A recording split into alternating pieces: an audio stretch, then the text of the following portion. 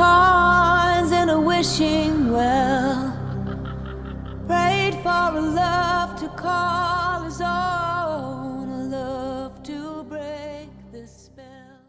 Welcome to the Red Pill Buddhas podcast for red-pilled Buddhas everywhere.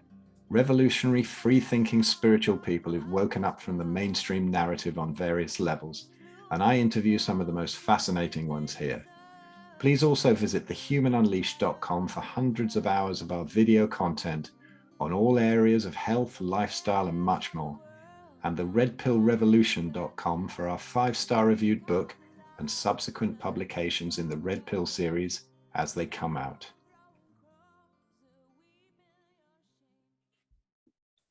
Hi, everybody. Welcome back to the latest episode of my Red Pill Buddhas podcast.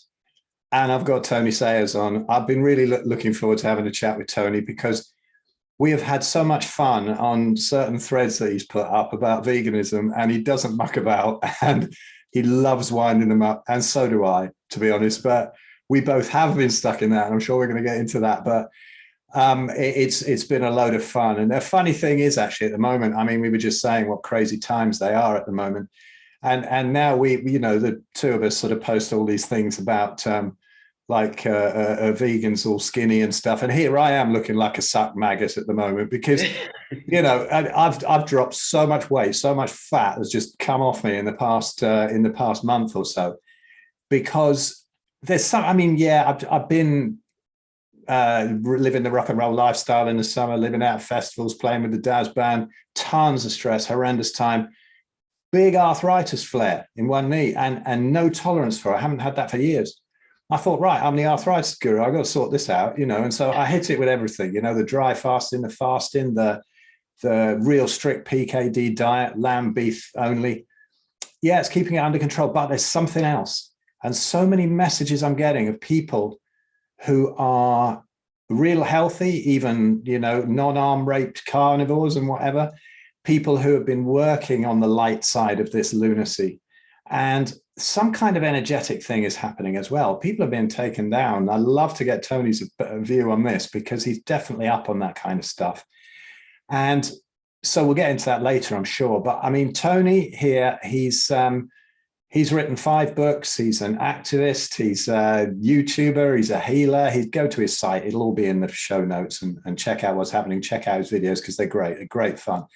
And I really want to get into all the spiritual stuff because he blows up so much bullshit about this. And I've been stuck in this for years and seen through the bullshit too. But it's great. And I mean, it's funny, actually. I was just looking today at Tony's latest book. It's called Are You Living or Just Existing? The first book that I wrote in the mid-90s, the subtitle was Stop Existing and Start Living. There you go. Great mind. That book was shite, though. I was going on about veganism and stuff. But some of it was all right. But anyway, listen, that's a bit of a waffly intro for me, but I wanted to set this one up, and I've been really looking forward to this. Welcome, Tony. Yeah, thanks, Bill. I was looking forward to this as well. As you say, we've been fighting a few battles on the vegan side of things and on Facebook over the years, and it's been funny, but also, and I was saying this on another podcast that I was on the other day, I don't do it just to wind them up. There is actually a real caring aspect to it. And because like yourself, I walked that path and it damaged me. I basically almost lost my memory. And I think you've got a similar story whereby perhaps you were encouraging people to go down that road at some point. For me, that's always been like a big regret, that I feel like a moral responsibility to maybe, speak my truth about my journey, and having gone down the other side of researching carnivore and all that stuff and how toxic some plants are and everything like that. I felt that it was only right to amend my opinion, and I don't know if you remember, I had to come out publicly.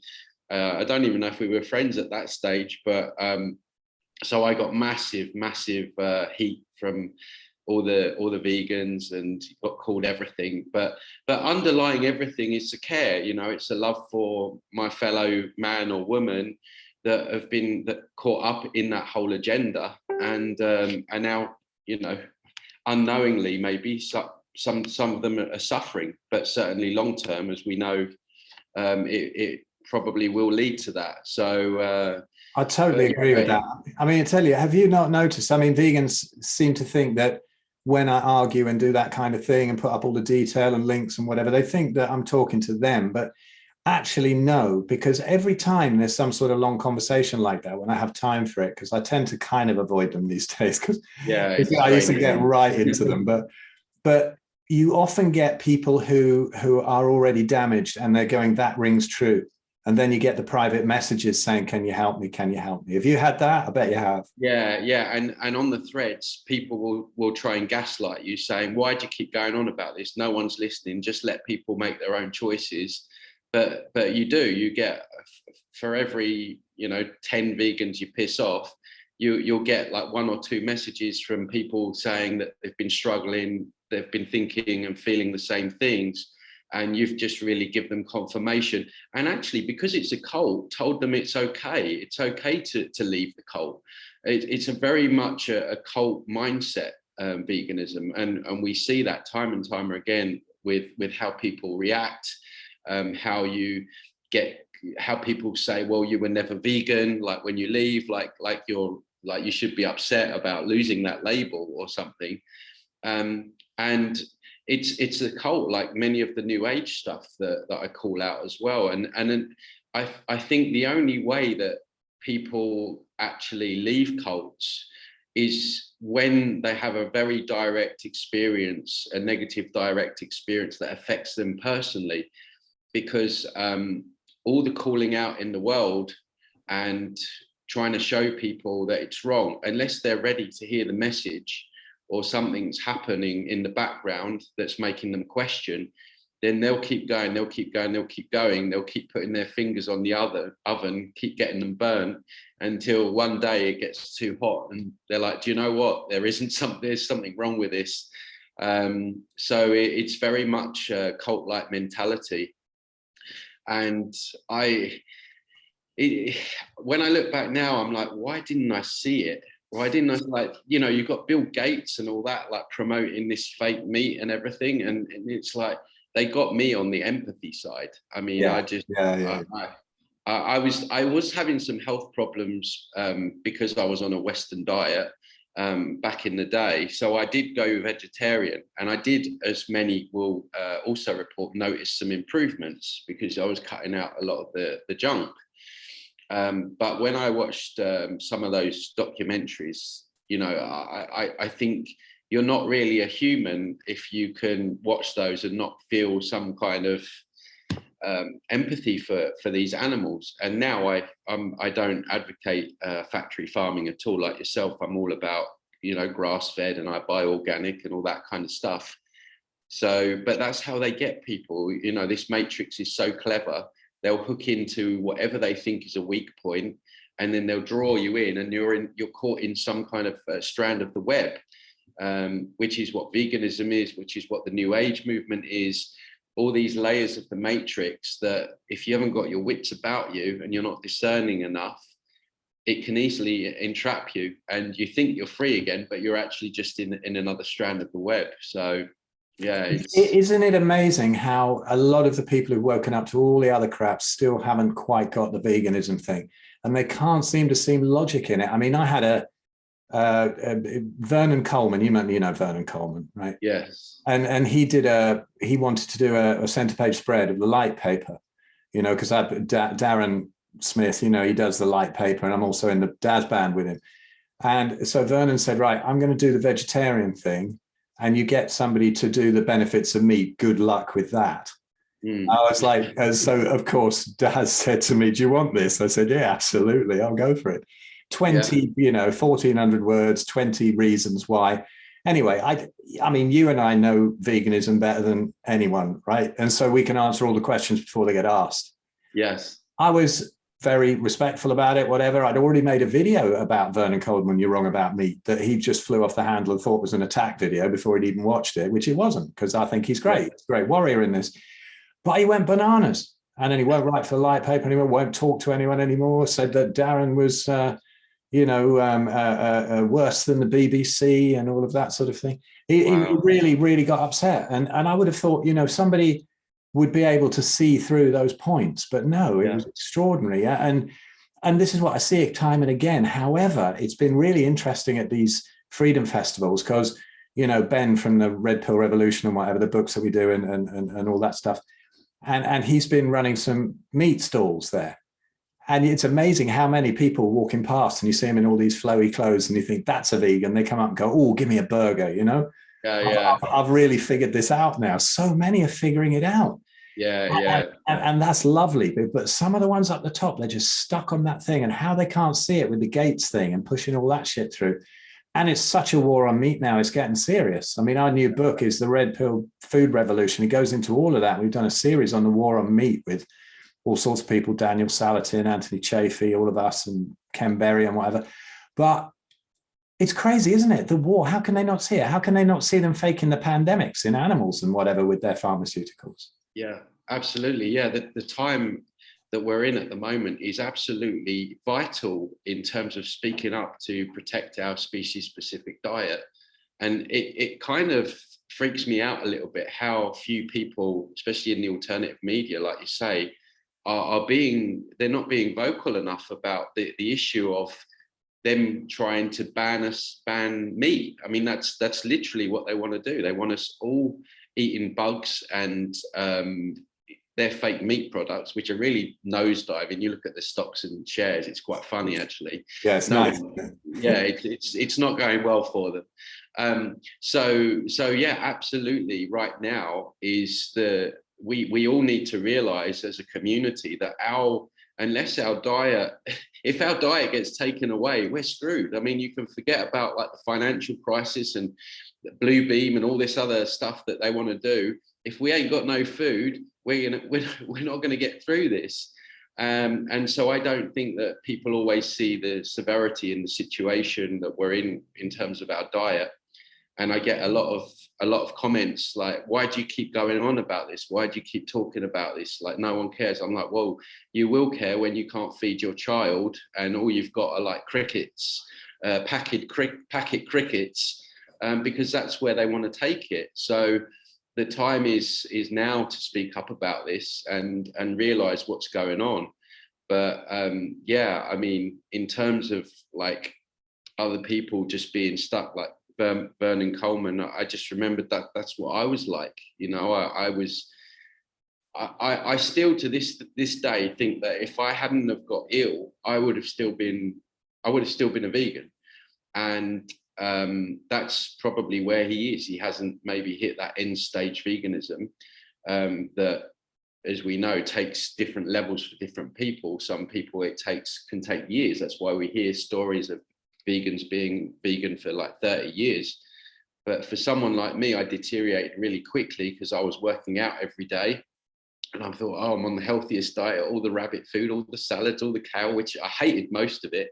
Do you know what? I had the other day, there's a new supermarket that's opened just around the corner. And I went in there and I saw hummus and I thought, God, I haven't had that for years, like a couple of years now. I used to eat it all the time when I was vegan because it's like creamy, isn't it? So because you're craving cream. And so I bought some and I bought it home. It was disgusting. I was like, that is vile. I was like, I can't believe I used to eat that by the tub.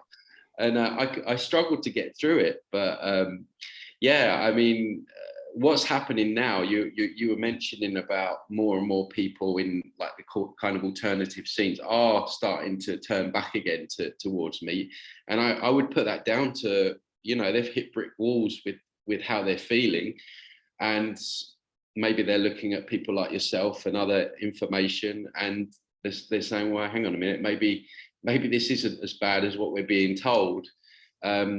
So there's a shelf life to veganism, and a lot of, as we know, a lot of prominent ex-vegans. There's loads of ex-vegan videos now on YouTube, and some really great people putting great content on breaking it down. I love a channel called Vegan Deterioration. I don't know if you're brilliant. Yeah, excellent. She's brilliant, and what really comes across with her is she really cares. Like she really cares about these. She's really concerned for these people, and also more so the children. You know, these vegans that are trying to force feed their ideology onto their kids, and some of the way they're showing up, I mean, they're just skin and bones. It's really tragic.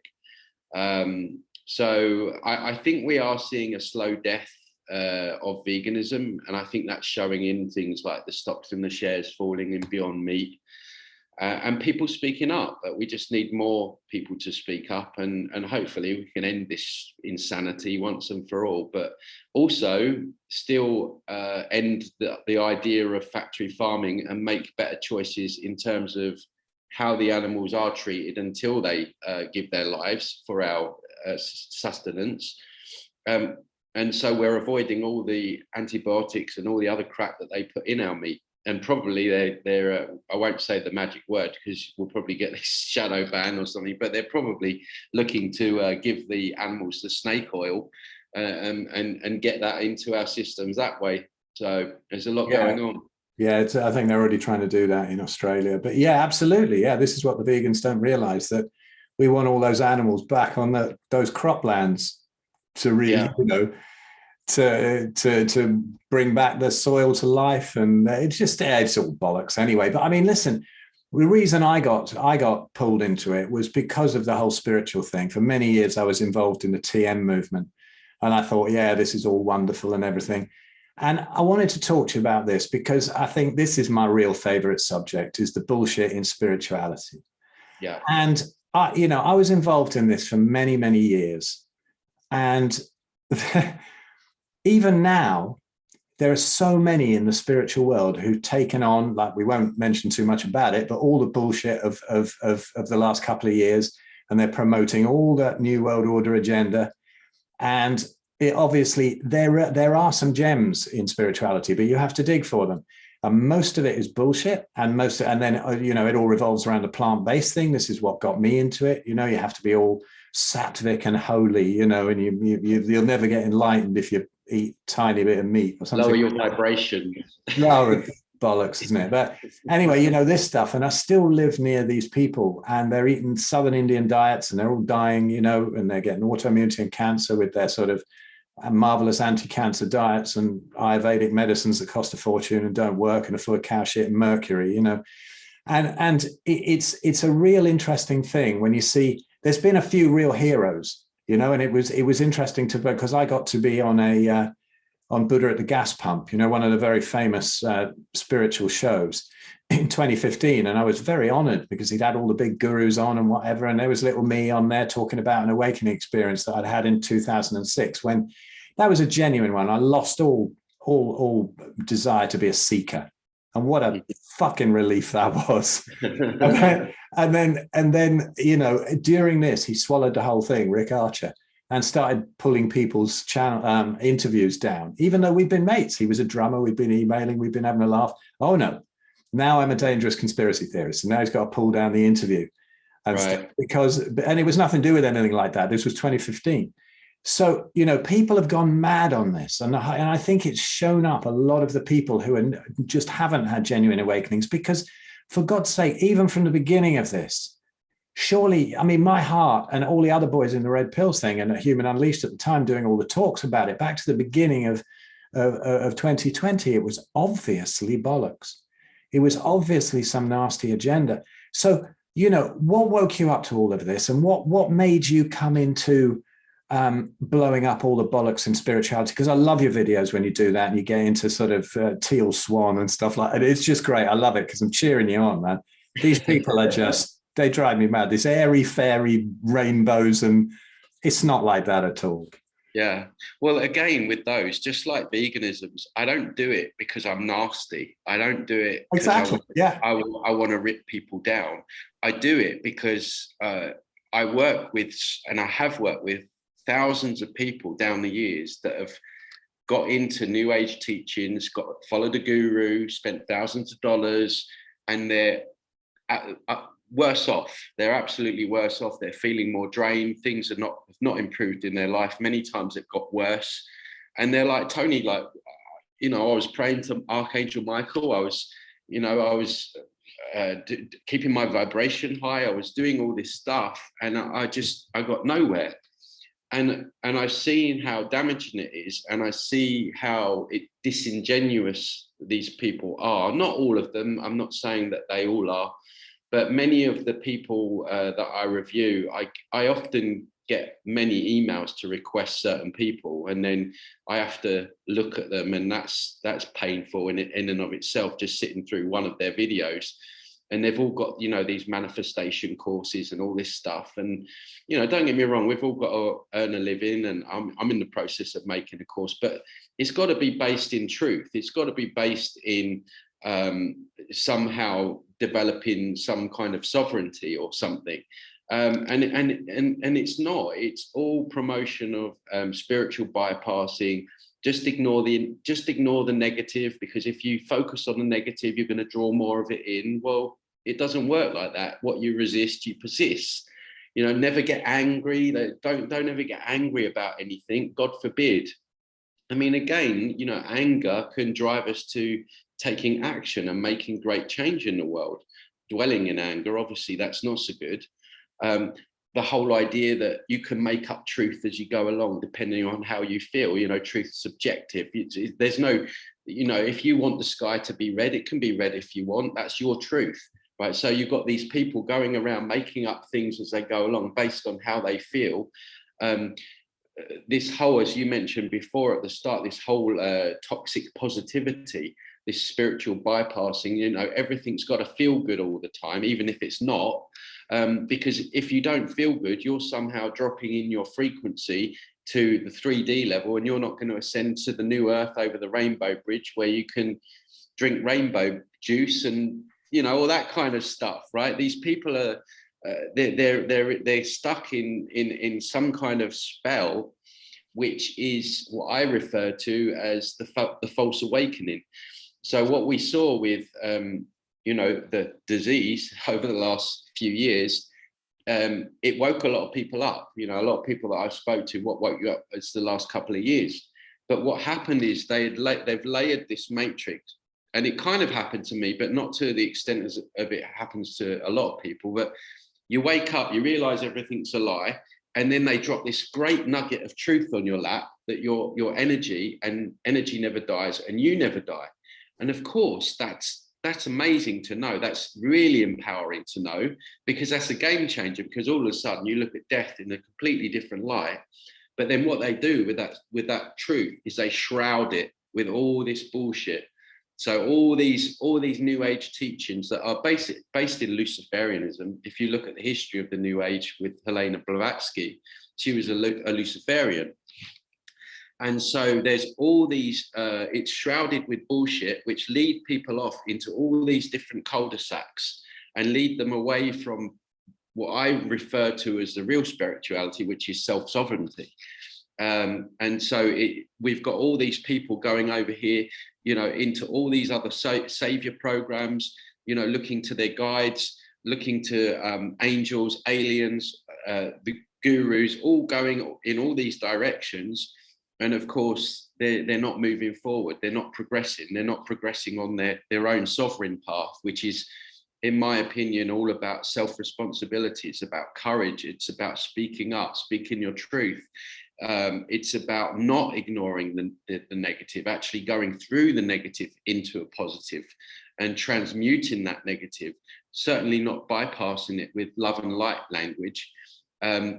And so that is the path that I feel that we need to go on, and that's the really empowering path. But they want to divert people into all these other alleys and cul-de-sacs where there is no growth. And that is really why the New Age is so dangerous. But the clever thing about it is they have made it what is appealing to it. It's appealing because it feels good. When you've got a lot of trauma, and a lot of people that gravitate towards the New Age have a lot of trauma, you don't want to go and face what happened to you when you were 4. You want to, it's much easier to pray to Archangel Michael, or to tell yourself 100 times in half an hour that you're worthy, with self-affirmations and all this stuff. and I'm not saying that we shouldn't think positive about ourselves, but they're offering these up as a solution, right, to fixing you. And so people are going into all these different things and not getting anywhere, and they're not becoming empowered. They're not progressing. They got so far into realizing that a lot of things are a lie, and that we're energy and it doesn't die. But then they're getting stuck in all these other belief systems that are roads to nowhere, basically, and keep people in savior programs. And this whole matrix is set up with any different flavor of savior that you could want. You know, on a 3D level, we have the politicians, and then you got the religious, where people think that Jesus is going to come down. He's going to come down any single day now, and he's going to save you. And then you've got all the stuff in the New Age, and then, you know, as human beings, we have to get out of this desire to want others or other deities, other people, other gurus to come and save us. That is down to us. No one is going to come and save us. We are the ones that are going to come and save us. And that's very triggering for people to hear, because all of a sudden, when you look at it like that, oh shit, I've got to take self-responsibility for my actions. There are consequences for my behavior. That thing that's been bothering me, it's not going to be sorted out by praying. It's going to be sorted out by me actually going to fix it, or taking action to fix it. And for a lot of people, that's too much effort, and it's too time consuming, and they can't be bothered. So way more easier to just pray to an angel or to God and hope for the best. And as a species, we've been hoping for the best for millennia, and look where it's led us, right? How many decades and centuries have we been praying to God? I mean, we would have had world peace years ago, but still we continue to do things that haven't worked for us, and we expect things to change, and it's not going to change unless we change.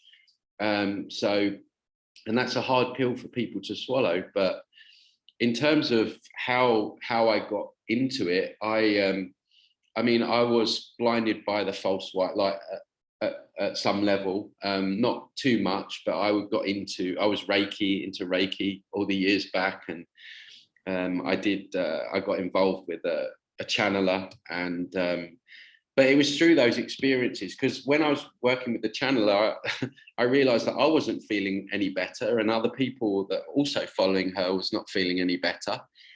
And I was like, hang on a minute, this isn't right. And so that led me to question things, and then, you know, one thing snowballed into another, and so it was a little bit my own experience, but then since then it's been through working with clients that come to me and hearing all their stories of, you know, how they thought they were working with guides and they ended up making a really bad business decision based on the information they were getting, and they lost their home. And like, just even I had one guy thought he was channeling his deceased father, and he was taking on all this advice, because these entities, they masquerade, these false light entities that people think are angels and friendly aliens. They're master deceivers, just like they are master deceivers in this dimension, where politicians will say, yeah, we'll do this, don't worry, we got this sorted, we'll lower taxes, we'll do this, and then, you know, you vote that person in and all of a sudden taxes go up,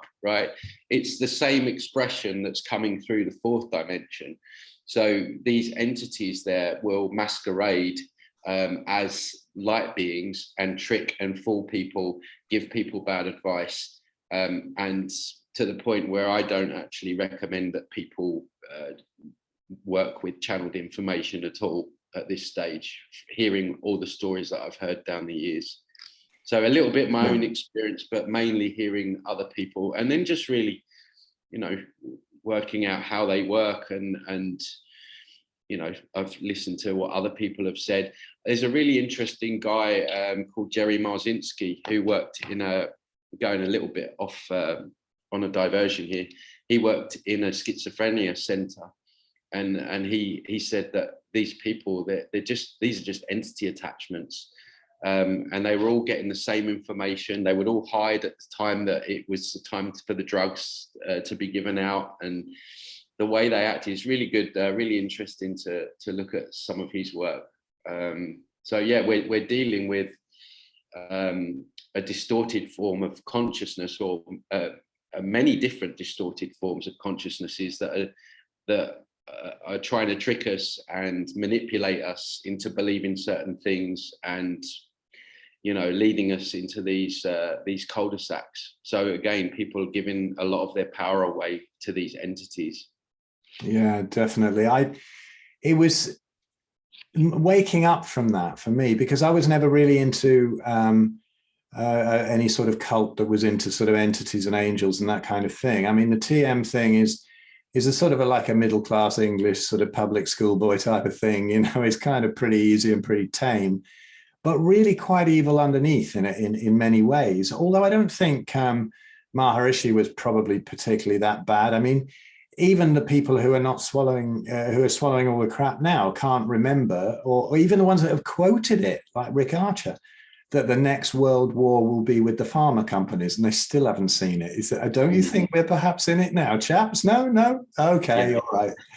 But, there was that point in 2006 where I felt I was here up in Skelmersdale in the TM Centre, and they have this big dome where you go in and do your meditation, then you sit in lotus and do your comedy yogic flying on your bouncing around the mattresses, And I just wasn't into it. But I was thinking I should get back into it. I'd moved back into the sort of area from a little way out of it.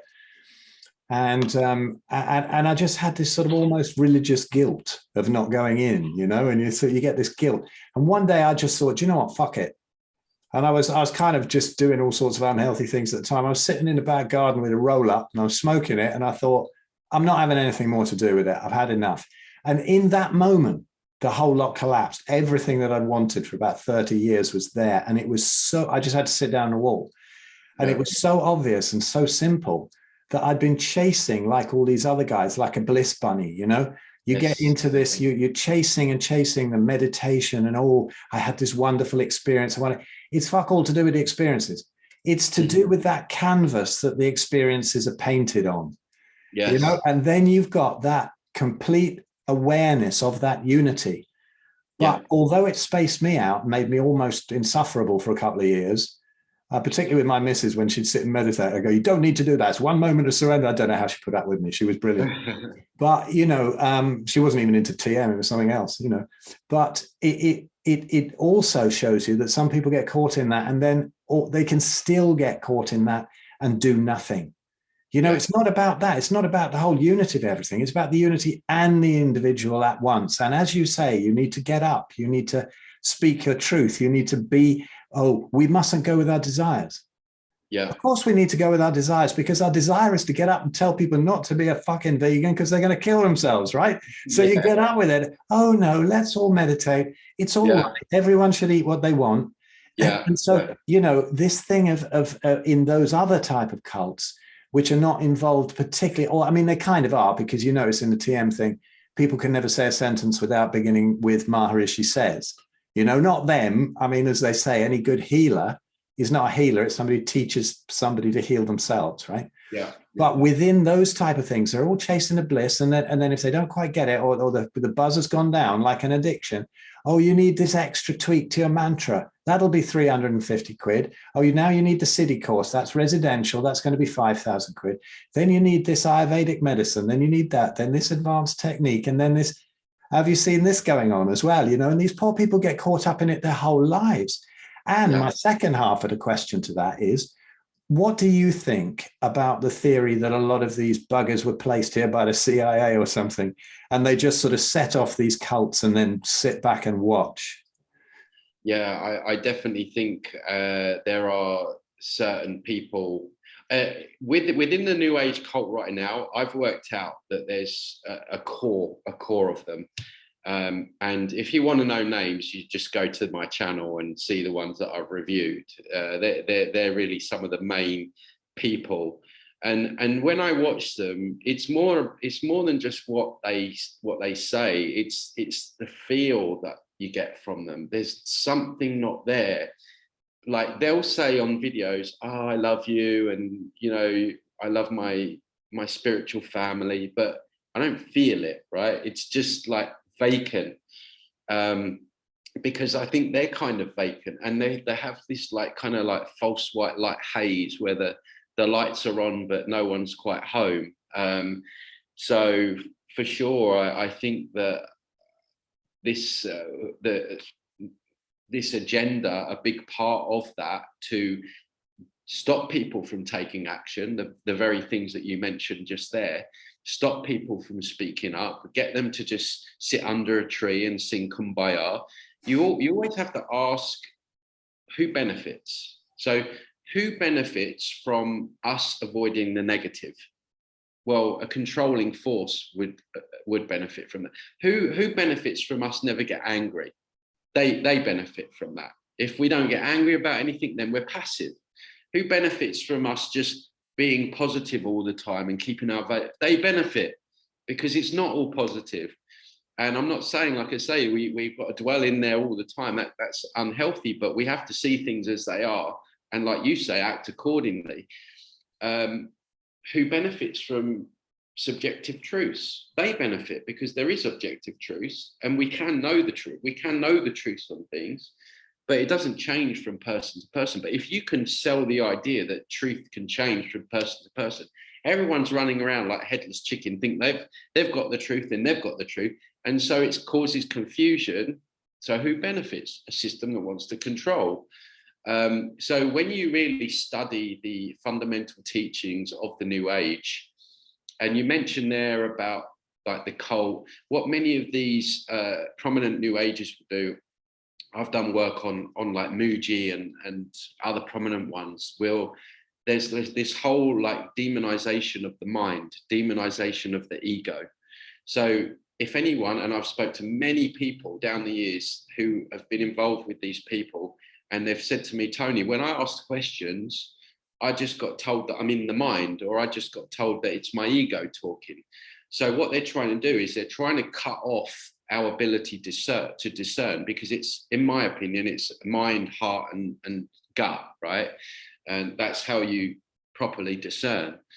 But they're trying to cut off the initial questioning process by saying that if you don't agree with me, then you're somehow stuck in your mind or your ego.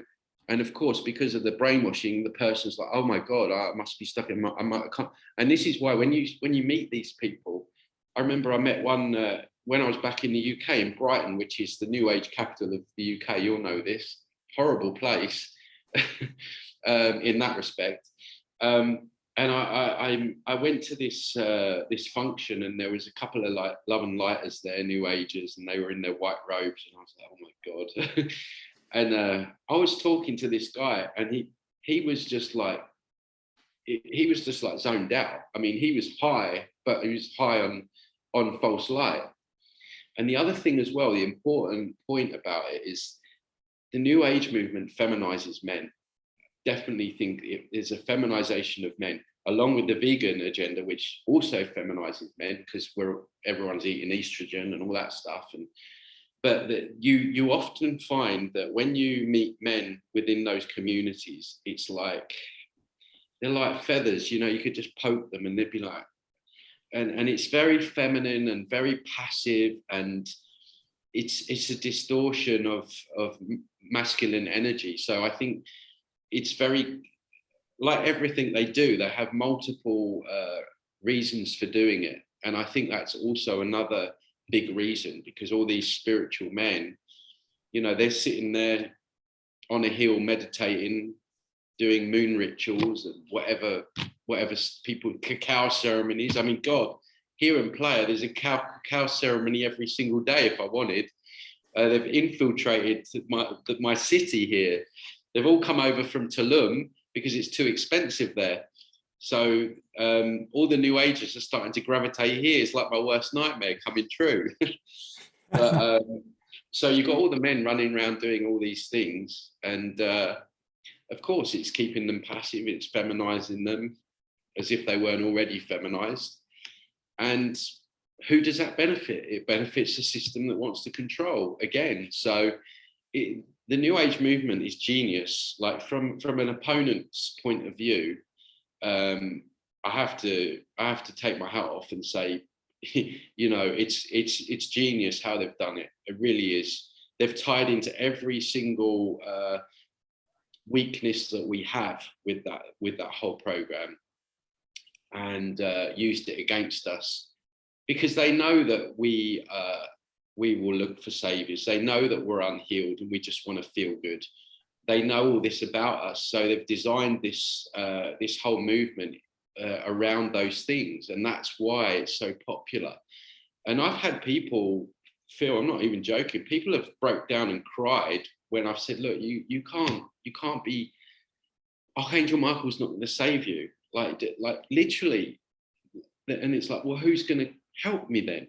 Like, there's this realization, which is painful, and it's quite sad, really. It's really sad that people have given so much of their power away into all these different things. And then when someone like me comes along and says, actually, it's down to you, it's almost like there's a crux that people are leaning into, and then you take that crux away, and it's very traumatic for people. And I really feel for people. I get it. But we have to work on ourselves and heal ourselves to the point where we don't need that crutch. And you mentioned before about spirituality being an addiction. It definitely is an addiction. I see many, many people that go from one modality to the next, to the next, to the next. And it's almost like they've got a cocaine habit, you know? So it's really about going to the wounds there that are driving that intense need to want to gravitate to everything that comes out. So that's a real thing. Spiritual addiction is definitely a real thing. So there's a whole load of elements. And for me personally, I think we need to get the whole thing and stick it in the bin. It's just bullshit. Let's just keep we're energy and we never die. Let's keep that part, and let's just put everything else and throw it in the bin and start again and redefine, not even the term, I would say sovereignty over spirituality. Yeah, beautiful. Love that. I mean, that's a word we use so often in the books, you know, because it's just exactly what we need now. Yeah, it was amazing for me because when I came up here, you know, I was always kind of a rebel. I turned up here, I was pretty much younger than most of the rest of them in this community. And I had really long hair, which should be approved of in a spiritual community, right? But oh no, it's all short hair and suits and stuff like that. And so I was kind of disapproved of and all that. But I used to go out, it's very near the Lake District where we are, you know, not far. So you go out for a walk in the lakes and beautiful. Too cold for me up there, mate. Yeah, I know. But, you know, go out for a walk in the lakes or whatever. And then come a certain time, they'd be going, oh, we need to get back for program. And it's funny that it's called program, right? Not meditation, it's called program. Once you've done the city course, because you've got all these little cities and the flying and all that. And they get jittery. They're like, you're in the fucking lakes. Look at you. You're walking around Rydal Water or something. This is beautiful. This is life. And you want to go back into a stinky place full of mattresses and go and bounce around for a bit because you've been told you have to do that for 90 minutes twice a day. It's absolutely extraordinary. Even when I was totally into it, that used to wind me up. I'd think, what is the matter with you? I remember when I went to I facilitate in a child work, and I went on a course to help me learn how to do that. And the course was great, but there was also some new age stuff there that I just left, right? And at the end of one day, they said, they just sprung it on us that we were going to do this ecstatic dance. Like you can imagine me, right? I'm like, you freaking what? I ain't doing that. And I'm like, oh my God. So I'm sitting on this mat, and I said to the teacher, I said, look, I'm not down with that. I said, look, I'm just going to stand at the side and watch, and then I'll leave. And she's like, no, it's fine. I know, because she kind of knew me. She goes, I know what your opinion on some of these things are, but, you know, it's just a bit of fun. And I'm like, right, okay. And then I'm just standing there, and these people are doing all this like weird shit with their hands. And I'm like, there's demons in this room. It's like, it's really dark. I mean, I was in Koh Phangan, which is like the new age capital of Thailand, so there was a lot of that kind of stuff going on. But Yeah, I find it creepy. I really find it all quite creepy. There's a creepiness to a lot of the teachers, and there's a a lot of the male popular male ones, like the guy on Kopeng Yang, I forget his name, but it was one of the biggest yoga schools in the world, Agama it was called. But it all came out years later that the guy that was running it was assaulting women, raping women. Like, you hear it all over again. Muji, all that came out around Muji with what he was doing with women. So these gurus, often the big prominent ones, they're satanic, and they're using their position of power to leverage, whatever they're doing with females and stuff. I mean, you look at John of God. This is a big case of how they'll give you a bit of sugar to get you hooked in. John of God was actually healing certain people. He was actually healing people. So of course people gravitated to him, but then he was a child trafficker, right? It all came out later. He's in prison now, I think, and he was on the Oprah Winfrey show. That tells you everything. So they give with one hand and they take a lot more with the other. And I've heard this so many times down the years. It's like, yeah, but I was working with Archangel Michael, and Archangel Michael helped me find my lost cat. I heard this one once, and I was like, oh right, okay. And she's like, yeah, but I've got no energy. I'm feeling like really drained, and then like all this other stuff. That I was like, so you feel that he helped you find your cat, but you're here with me and you're feeling like crap.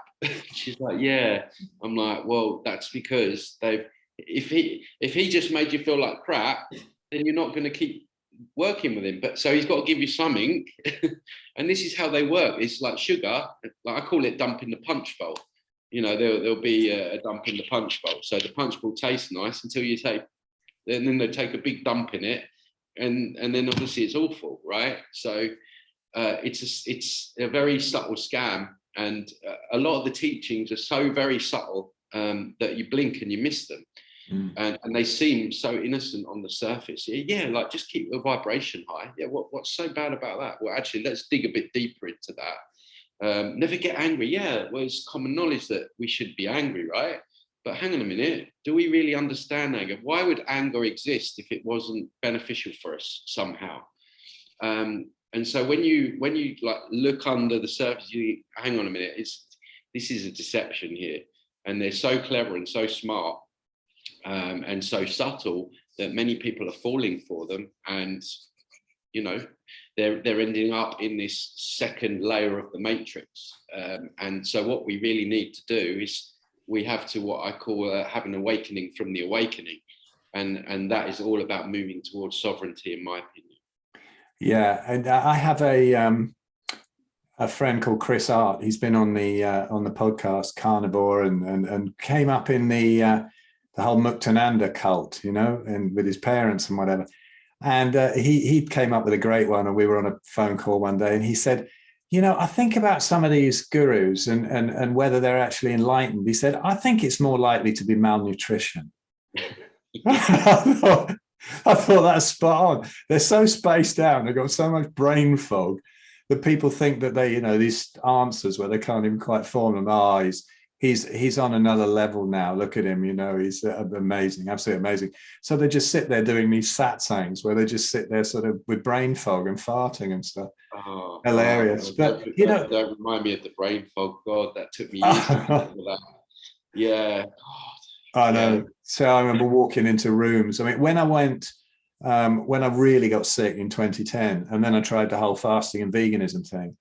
And so I was really, really losing. I mean, totally emaciated back then, and lost most of the muscle that most of it I haven't put back on yet. Anyway, I used to run a gym in the late 90s and got real muscly. And then, when I got really sick and you just can't move or anything like that, and you lose it all. I managed to put some on in the next 3 years, but never quite got it all back again. I mean, I'm still suffering from veganism if I think about it, Yeah. 7 years carnivore. But yeah. I remember that kind of brain fog, and brain was gone. My daughter was probably 2 or 3 at the time. My missus would go to work and I'd be looking after her. And she'd have to come and tell me if I'd left a tap on, it was spraying out over the whole kitchen, or something was on fire on the stove or something. I mean, I was dangerous. Yeah. And the brain had completely gone. Yeah, it's actually scary when I think back about how bad my cognitive functioning was. And I just, my final straw was when I had a Spanish lesson here, and the lady came round and she was asking me what the word for hammock was in English, and I couldn't remember. And I'm like, this is not right. Like, I'm supposed to be on the healthiest diet. I'm exercising. Like, what is wrong here? And then I stumbled across, I think it was spherage, actually. And yeah, he got me thinking, and that was it for me. And yeah, so it was through my own suffering, but it's taken me a long time to get back my cognitive functioning that I had before. And now and I used to, sometimes when I was putting videos out, I was be like, oh my God, I hope my memory holds up for the next 10, 15, 20 minutes. You know, it was getting that bad towards the end. So yeah, it's yeah, until many of them get to that stage, sadly, that's really going to be, hopefully there's enough people with enough self-awareness that maybe if they listen to something like this, they might just double check themselves. But for me back then, I was I'm vegan and there weren't nothing going to stop me. And I learned a lot from that experience, really. And I do regret it, but now I guess, you know, people like yourself, me, we can talk with conviction because we've seen both sides of it and gone down both rabbit holes. So hopefully we can just help people in, you know, to encourage them maybe not to take up the New World Order diet. Absolutely. I mean, our new book that we just got coming out after we did the Red Pill Revolution book, the general sort of nonsense that's been going on for centuries, but this is specifically about food and how many, you know, how often the elites have used food to control these slave diets and whatever. And it just makes people weak and suggestible. But listen, I want to turn this around a bit now and ask you, because a lot of people will say, well, we've been slamming all this spirituality and stuff. And yet I still have great regard for certain sections of it. And on your website, you know, some of the stuff that you do there looks like spirituality. And that's how does one discriminate? And what is good about spirituality? What's the good stuff? What actually works in there? Now we've thrown out a lot of the crap that doesn't work. What I do is I call it shit shifting. It's really going in places that spirituality doesn't go. It's about clearing entities, etheric implants, overlays. You know, we have a lot of metaphysical interference going on. So the work that I do is not really your kind of like, you know, Reiki sessions, light language, all that kind of stuff. It's more in the gutters, in the darkness, in the bins, in clearing out that kind of stuff. So just wanted to correct. Do you know what? Something, just interrupt you there a sec, Tony, because you've nailed something there to warn people. Because when I first got real sick in about 2010, and I was looking through every diet thing, you know, and I'd been veggie and written books about it and all that. So I had to be more veggie, more vegan, all of that. And I was there messing about. Then I even came to carnivore and, well, almost sort of GAPS diet and whatever. And a friend of mine came around to me one day and said, have you looked at all the emotional balancing stuff? Have you seen some of the things that might be going wrong there? And my first reaction was, I'm a great yogi. Why would I need any of that shit? Yeah. And it was so arrogant, wasn't it? Because that's exactly what I needed. And that's what the next years of work went on. And even now, because of what's going on now, I've been hit with something again. So I've missed something, right? Yeah. And so I'm going into the bins again, but carry on about bins. But it is, spirituality will keep you from this real type of work. Yes, exactly. That's the point. And absolutely, a lot of physical ailments are unhealed emotions trapped in the body. That's a lot of the time. Totally. That's what cancer is. But, you know, we as a society, and not you personally, but we're told, okay, well, just take a pill and that will sort you out. And of course it doesn't. So quite often when people do sincere inner work over a period of time, and it can take months, if not years, to get through certain things, they find that things, physical ailments that they had that were bothering them actually clear up. So we're all interlinked in that sense. So it's a really important point that you raised there. But in terms of what to take out of spirituality, I mean, I really would only take the fact that I think that we're energy and we don't die. I think we carry on, and I think we've been stuck in this particular matrix for longer than we should. I don't like to use the word trapped, because I think there's always solutions to every problem. But yeah, I would say out of the whole movement of all that new age stuff, I would really only take that out of it. And that's the one that hooks everyone in, because when I woke up, I'm like, Jesus, I'm not going to die. I'm literally, I'm infinite. And of course, that's the one that they build everything else around. So I would really only take that one personally.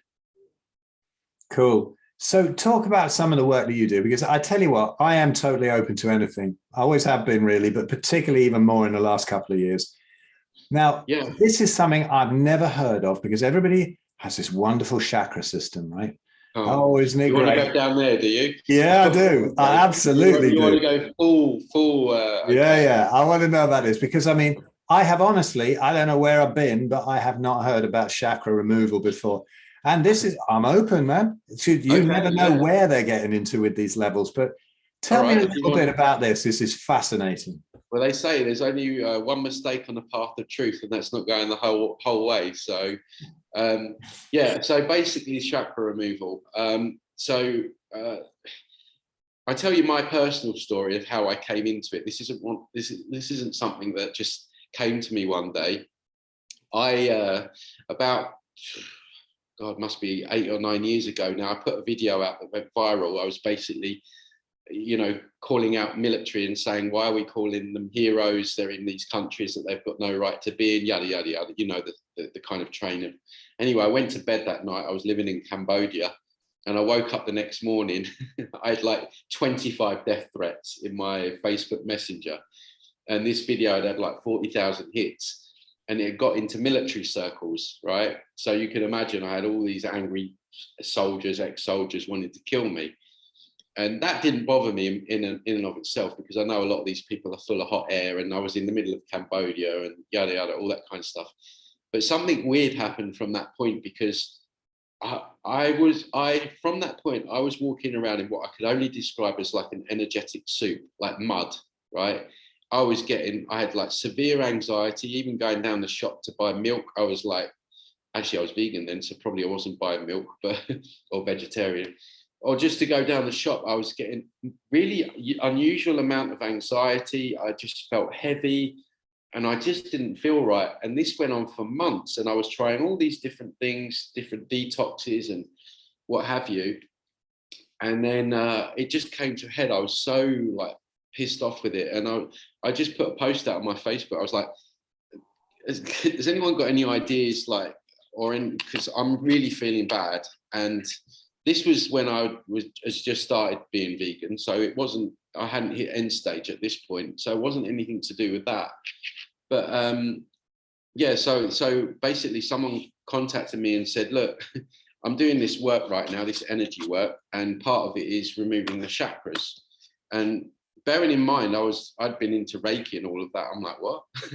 And she's like, yeah, basically the chakras are an etheric implant used for entities to lock into our energy field and siphon our energy and loop negative constant thought loops around our head. Because a lot of the thoughts that we have are not our own. If you're just sitting there and you get a thought, you're not good enough, feel, that's not coming from you, that's coming from an entity. But we don't realize, we think that it's always us, but a lot of the thoughts that we get are inorganic. These are these entities playing on all our fears and wounds, turning the volume up on them, which creates more fear and anxiety, which is more food for them. So this was explained to me, that the chakras are basically and this is the other reason that really woke me up to the new age, because I realized just how they would use the most beautiful looking thing as the most evil thing to be the most beautiful, with the rainbow colors and the lotus flowers and everything like that. So she explained this to me, and it's an implant, and it's like you still have 3 natural chakras, if you like, your dantian points, your energy centers. And partly out of desperation, and partly because at some level it resonated, because I thought, do you know what? It wouldn't surprise me if that's bullshit as well. So I said, all right, just do what you got to do. And so she did this remote session on me, and I'll never forget it. I woke up the next day. It was like night and day. It was like this cloud had lifted, and I couldn't believe it. I was on, like, I was like, that is unbelievable, the difference. And it was at that point that I was like, okay, I need to learn how to do that because it's cool. And I need to let other people know that maybe the chakras are not what we've been led to believe, which is, as you can imagine, caused huge amount of rupture and triggered a lot of people. But actually it's becoming more acceptable these days. People are more open to it. And so, yeah, that's basically what happened. I trained in removing that, and then all my other, I started perceiving and seeing other things, and implants. A lot of the implants in the etheric are the things that Elon Musk is bringing out now with the NeuroLace, the NeuroNet, all these microchips. So when I talk about implants, you have a physical brain, and then you also have an energetic replication. You have a physical heart, and it's at the energetic level. That's where we're having the implant, which affects the physical. So a lot of times people will say, I can't feel my heart, or I can't feel but that's often because the heart's quite targeted. There's a lot of implants in and around the heart that are stopping that, because the heart opening is a very high frequency and it's not good for them. So that's a very targeted area. The brain is often very targeted. They want to slow us down cognitively. Memory centers are targeted.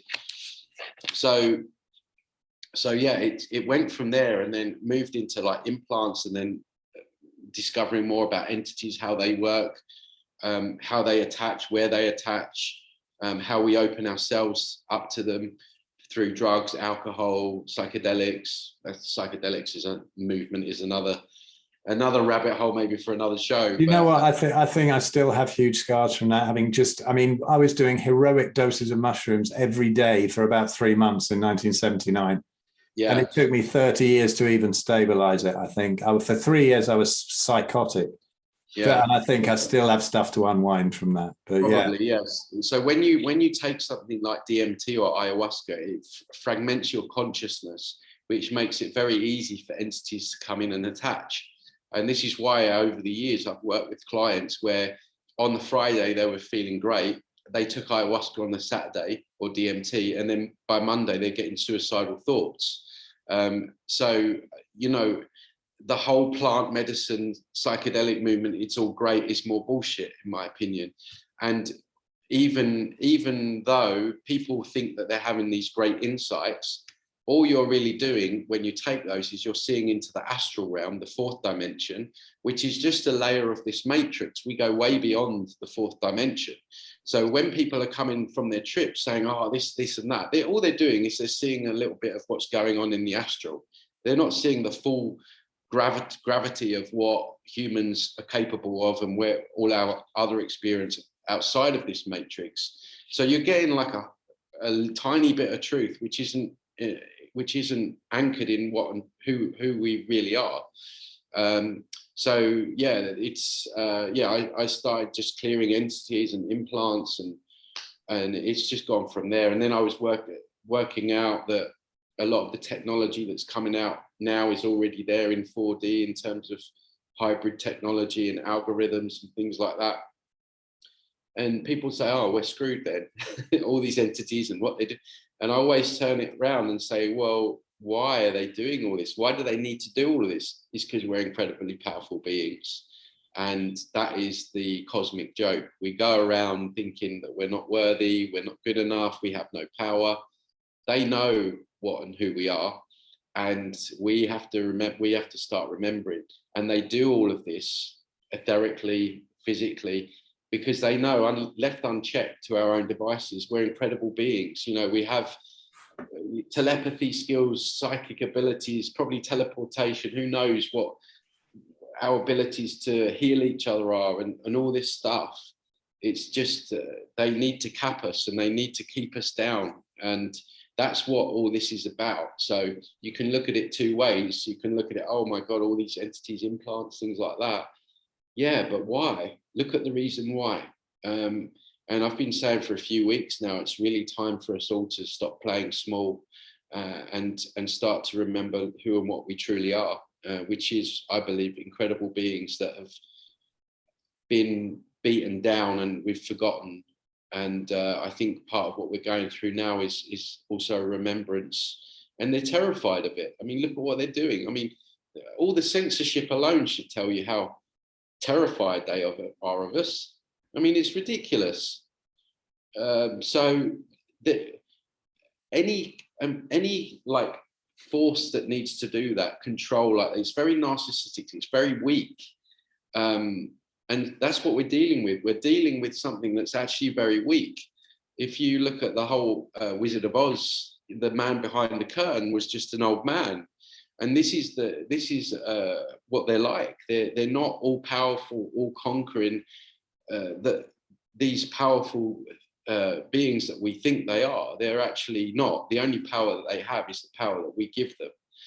And the more that we wake up to their BS and amend our behavior accordingly and make the changes and not bypass with the spirituality and move into that sovereignty, the quicker that this will all be over, I think. And I do believe that there's a large proportion that's growing every day that are starting to realize and move into that sovereign. I think you're right. I mean, there's a lovely expression that I like. The next Buddha is the Sangha. You know, the Sangha being the sort of everybody. Yeah. And this is the thing. We need to get away from these sort of people that are going to save us and whatever. But I think there's going to be a real difficult time. My feeling is that there is an awakening already, and I've seen people who have been. Again, I'd like to get this one able to stay on YouTube, but you know, the people who have been seriously damaged by what's been going on recently, and they're waking up to it, and they're very angry, and they're very worried, and it's never going to go away for the rest of their lives, what's gone into them. No. You know, they'll always be wondering, and you know, I've had several consults recently, and people are just they're just absolutely in tears. I mean, we have a detox protocol for it, for the graphene, whatever, on our Red Pill Revolution site, and that's free. But is it the best? We're still learning about it. We don't really know quite what's gone in there. But this is something that's going to bring people together and realizing that there has been this appalling genocide, really. Yeah. And when it comes out properly, more and more people are going to be waking up. It's going to be a very uncomfortable grouping together of people. But after a while, I think that will calm down, and we will head into a far better time. What's your feeling? You know, like old Germ on Germ Warfare always says, in front of you, there's a crystal ball. So what do you see there, Tony? What's going on? I haven't lost my belief in humanity and what it can do and what it truly is. And I do feel, and I honestly feel that we are incredibly powerful, just our creative abilities alone. And we're very unpredictable to them. You know, they need to know the score of the game before the game gets played, right? But with humans, I mean, look at what we're doing here. They created the internet to enslave us, and we're using it to throw out some red pills out there. And we see this in other areas as well. And I think maybe there might be societies of like subcultures. You'll have like the NPCs in the smart cities using their, you know, digital IDs. And maybe the rest of us will go our own way and ignore them, because a lot of this just comes with ignoring what they tell us to do. I mean, and there's wins along the way as well. I mean, you look we all thought we'd be using a passport now to get into supermarkets. They had to bin that idea. You know, they wanted to take the guns off the American people. That's not worked out for them. So it's not all going to plan for them. I mean, we're going to lose a lot of people. We already are. But I mean, a lot of the people that we're losing, and, you know, I don't wish death on any of them, but maybe they were holding us back in some sense, because I'm just being honest, like the things that we've been doing over the last few generations, and our ignorance and our lack of care, and it needs to change, and it needs people that do care and are in that, and this isn't coming from an egoic place, but they're expanded consciousness and open hearts. It needs people like that to create something new, you know. So I do think that we can get through this. How that's going to play out, I don't know, but I don't have fear, and we shouldn't have fear. We should believe in ourselves more, and, you know, like you say, group together and create these subcultures for each other. And we can create a way out of this, and hopefully on the way out, bring down this whole matrix. Yeah, it would be lovely, wouldn't it? It's like Jeremy Ayers, who I work with, always says, we're going to build back better, but just without them. Yes. Yeah. And I love that expression. Have you seen that? Have you seen that meme? There was a meme that went out a few weeks ago. It says, like, if Build Back Better was a person, and there was a picture of Jimmy Savile with a cigar in his mouth. Do you see that one? No. Oh my God. Some people, I don't know who creates these memes, but they deserve some kind of medal. Like they've given me like the biggest belly laughs throughout the last few years. Isn't that so cool? I mean, some of the memes are just, they've been fantastic, haven't they? And this is so important to get this creativity, this sort of gallows humor. Yes. It's essential. And as you say, you know, these are very serious times. And to say something like some of these people were holding us back, some people might think that's extremely heartless. Well, I don't. You know, yeah. I think that this is what we have to look at now. And people who are working on this level, we have to be very strong against these horrific things, and have still maintain an ability to laugh, yes. But also have a huge compassion. But also there are certain ways that we've got to somehow detach and take care of ourselves, because I do it all the time.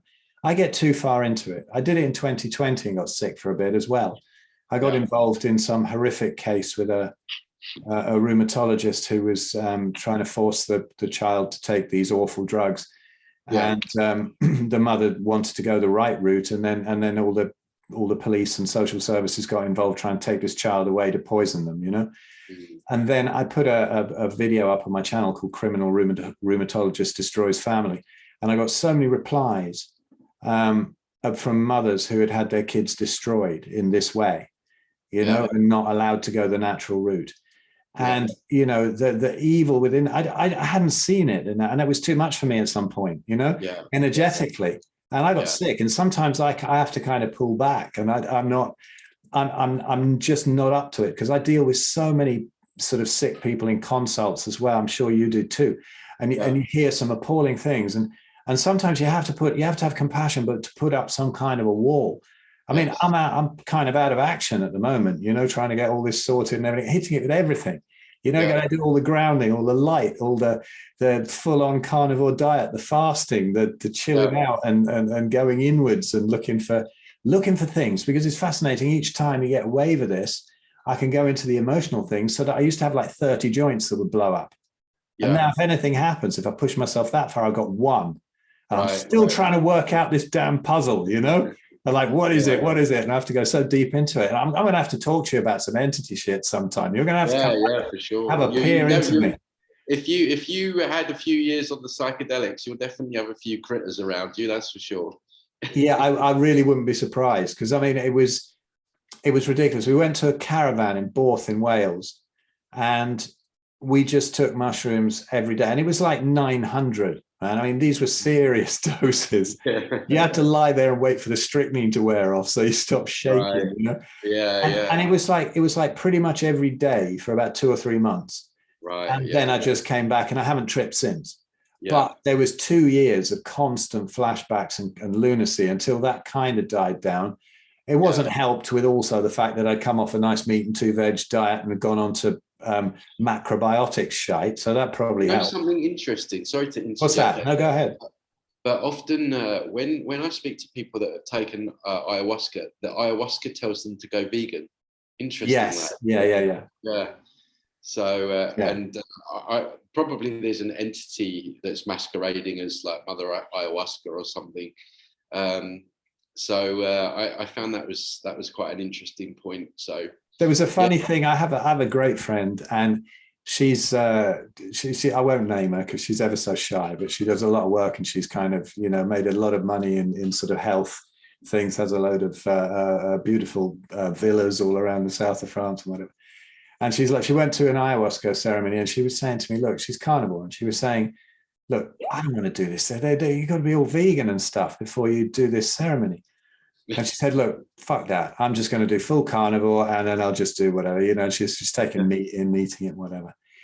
And there's all these people having horrific experiences and throwing up all over the place. She was the only one who didn't throw up. And she had this beautiful experience and came out of it. It doesn't seem to be any problem at all. I thought that was kind of funny. So the ayahuasca she or whatever never told her to go vegan. Probably didn't dare on that one. But yeah, fascinating, isn't it? That it's all tied around the veganism thing as well. But yeah, I mean, definitely I did. I think I've sort of stabilized it and rooted out a lot myself. But there's definitely something I'm missing this time round with this sort of flair, which I haven't had for years. And you know, something like a carnivore diet, if you really stick to it beautifully, it can just take away all the symptoms of this. But there are deeper causes, you know, and at times like this, you have to turn them into a gift. And so this last month has been the most amazing, energetic and spiritual journey, you know. And I've called on help of a few people, you know, who I really respect on sort of deeper levels. And I think might have to have a chat about this, Tony. I think, you know, I'm open to that. Yeah, there's nothing wrong with getting help. It's what people are doing is they're not discerning. So they're going to anything that feels good, like feels good, happy, and if it sounds good, then they'll go for it. And that's the thing. It's we can get help, but just discerning what people are saying and that kind of thing. So, but yeah, we'll have to have a chat. Yeah, that'd be cool. So, brilliant. Anything else you want to say? You've been amazing. We've been on for quite a while, and that sounds like a good place, doesn't it? No, it's been great, Phil, and I knew that we'd have a great chat, and I've been wanting to speak to you one-on-one, and great work with what you do, and just thanks for all your listeners for hearing me out, and together we can get through this, I'm sure. Yeah, fantastic. So listen, if anybody's interested in what Tony does, and I certainly am, have a look in the show notes, the links will be there, and please go and have a look at his videos and go and have a look at his Facebook page, because I sometimes see them and I see them and they come up with some just great delight. I look at them and I think this is going to wind a bunch of people up. And I know that you do it with compassion, but it's even funnier because people still get horribly triggered. And I just love it. I think unless people are getting triggered, then it's not hitting home. Yeah, absolutely. Yeah, it's beautiful. No, I find it hilarious. I love your posts. Honestly, you've caused me great joy over the past couple of years. I'm glad. Anyway, mate, thank you so much. And we must do it again, but we'll talk soon anyway. And I'll just stop this. So everyone, we'll see you next time. Don't know who we've got coming up next. I'll figure it out. But see you soon, Tony. See ya.